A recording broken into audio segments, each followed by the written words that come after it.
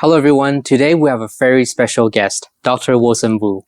So Dr. Wu is my teacher and is a person who inspired me to study Chinese medicine. So welcome, Dr. Wu. Hello Alice, hello everyone. Dr. Wu is a doctor in traditional Chinese medicine and a registered acupuncturist. He is also the president of the Canadian Qi Athletic Association and the principal and headmaster of YS Traditional Chinese Medicine and Martial Arts College. So in the college, he offers acupuncture services, traditional Chinese herbal prescriptions, and classes in Qigong, martial arts, and Tai Chi. So Dr. Wu also teaches at KPU and VCC, and the courses he teaches including TCM, Qigong, Tai Chi, and also I Ching, which is the Book of Changes, and other Eastern philosophies. So the reason why I invited Dr. Wu today in this channel is because I would like him to share some of his insights on traditional Chinese medicine, and not just simple home remedies, but also a deeper philosophical, theoretic, and applications of Chinese medicine and Qigong. So without further ado, some of you might not know Dr. Wu well, so let me first ask the question. Dr. Wu, how did you first get into Chinese medicine and Qigong? So I began to learn Chinese martial arts from my uncles at the age of 4. And when I was a teenager, I started studying traditional Chinese medicine under my father's guidance, and also assisting him in treating some patients. And during my university years, I delved into study of Ying, or the Book of Changes. And over time, I sought out the teachers to deepen my knowledge and skills, and eventually developing and refining the systems that integrates the I Ching, TCM, and martial arts. So Dr. Wu is a master of many traditional Chinese arts. Like he just mentioned, martial arts, Tai Chi, Qigong, medicine, and also Feng Shui as well. And he is really good at calligraphy too. So next time I can show you. So Dr. Wu, I have a question, is that as all the Chinese arts seems to have a core philosophy and a core basic foundation under it. So I just wonder, is there any similarities, and what is the core foundation of that? I think the core foundation or the core concepts in no matter in TCM or Kung Fu or Qigong, they all based on the very important concept, that is Qi.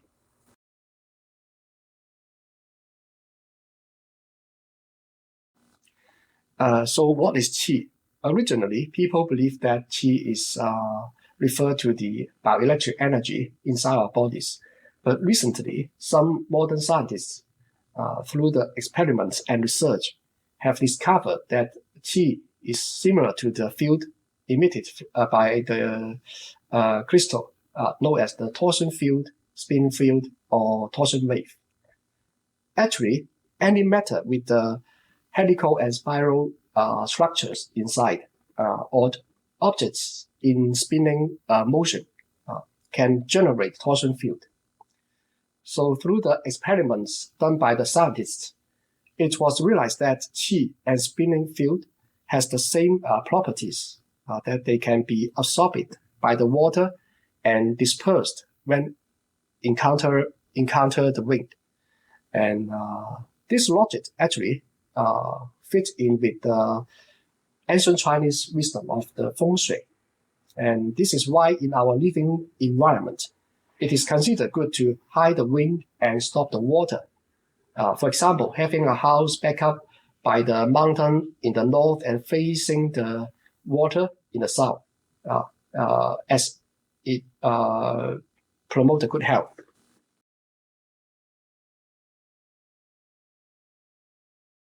It's very interesting that how Qi can be connected and related to many different arts in the Chinese culture. So what is Qigong? Like, does that relate to like how we cultivate or develop Qi, or what does Qigong actually mean? Okay, so in Qigong, Gong actually represents the effort we put into achieving, and such as acquiring energy, Qi, studying the ancient culture, or practicing martial arts. So which need time and patience. And Qigong is one of the 5 main therapies in TCM, actually, mentioned in the黄帝内经, the classic of TCM. In ancient times, different regions of China have their specific therapies, like the moxibustion in the north, and acupuncture in the south, stone therapy in the east, and herbal therapy in the west. And in the middle region, dampness related, where dampness related, the people easy to have the digestive problem, digestive system problem. So the people create Qigong to release the dampness inside the bodies. So actually, Qigong at that time, the people call it 按桥导引 in 黄帝内经. 按 means press down the hands. 桥 means lifting up the heels. And 按桥 means the physical movement. And 导引 means the using the mind to lead the qi. So 按桥导引 is including the internal and external, including the physical movement and the internal mind leading. I see. So different therapeutic methods are originated in different parts of China. So regarding Qigong, what specific health benefits does it have? Yeah, as I mentioned earlier, Qigong is one of the 5 main therapies used to treat many diseases, especially chronic conditions in the digestive and respiratory systems. And Qigong is also beneficial for the joints and tendons, both internally and externally. That's why I always encourage my students and patients to practice Qigong every day. And in TCM, the focus is on preventing the disease before they occur, as sometimes it is too late to address the concerns, address the diseases once they have developed. Yes.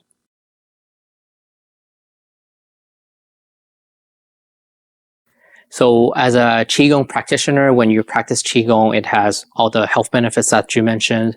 But what about as a traditional Chinese medicine practitioner, when you do, let's say, acupuncture, or as a martial artist, how can practicing Qigong help you in terms of that field?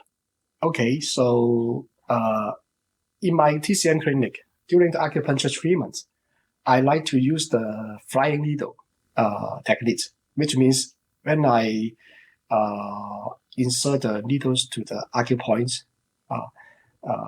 the needles will be twisted in 8 circles before you insert it into the patient's acupoint.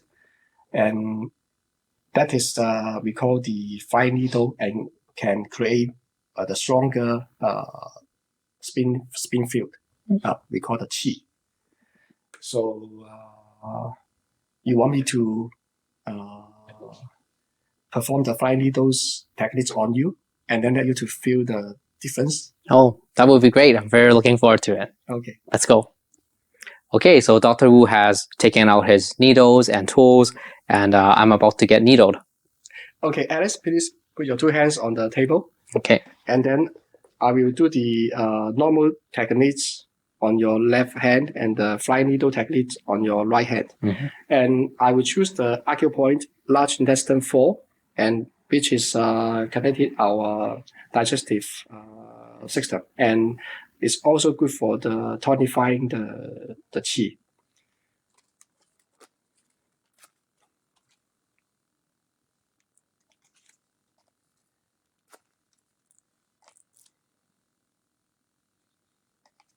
Okay. The first one, I use the patting technique.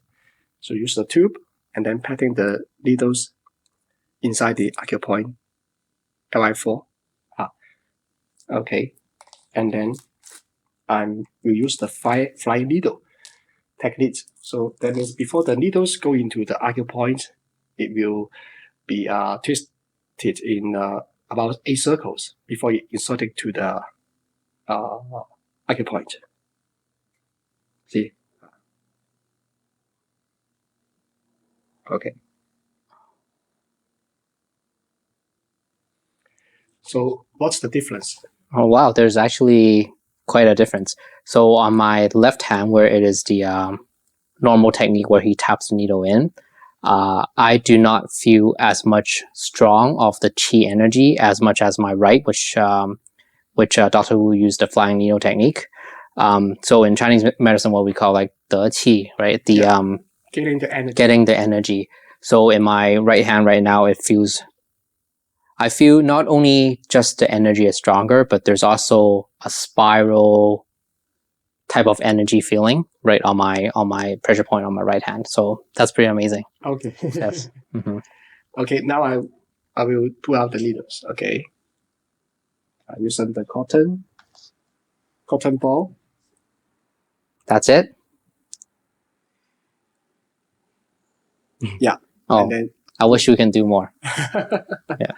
tonify the Qi for Alex. Yeah. Let him to have more power.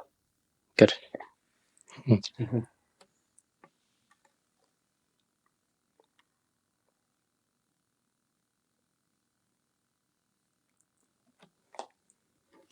Thank you, Dr. Wu. You're welcome.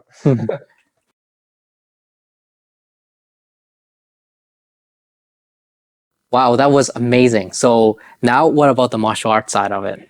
Okay, regarding the three main internal Kung Fu styles, Xing Yi, Bagua, Tai Chi, right? They all emphasize on the circular movements, but each of them focus on the different directions of the circles.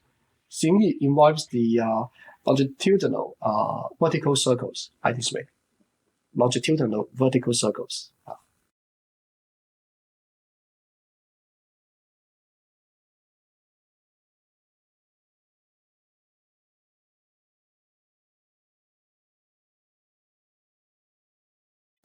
And Bagua utilize the horizontal circle. You can see the Bagua walking, circular walking, right? And the torso twisting all belongs to the horizontal circle.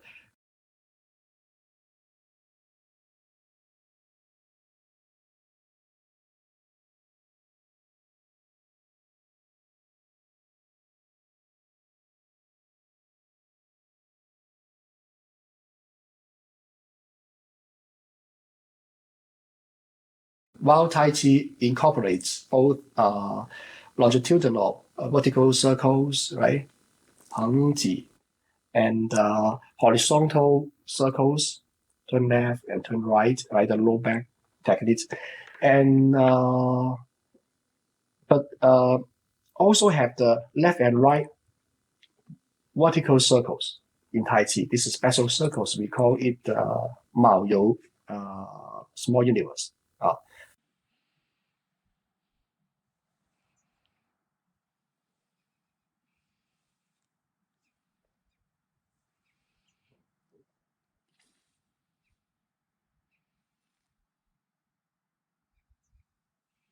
So the longitudinal vertical circles we call the Ziwu universe.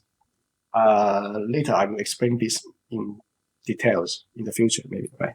Mm-hmm. And particular in Bagua, when we perform the circular walking Qigong, we execute both revolution and rotation, similar to the Earth in the solar tracking system, creating much stronger torsion field, actually.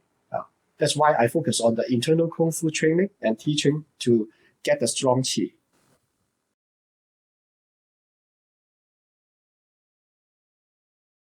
I hope you enjoyed today's interview, and there will be more Dr. Wu interview sessions coming up, so stay tuned.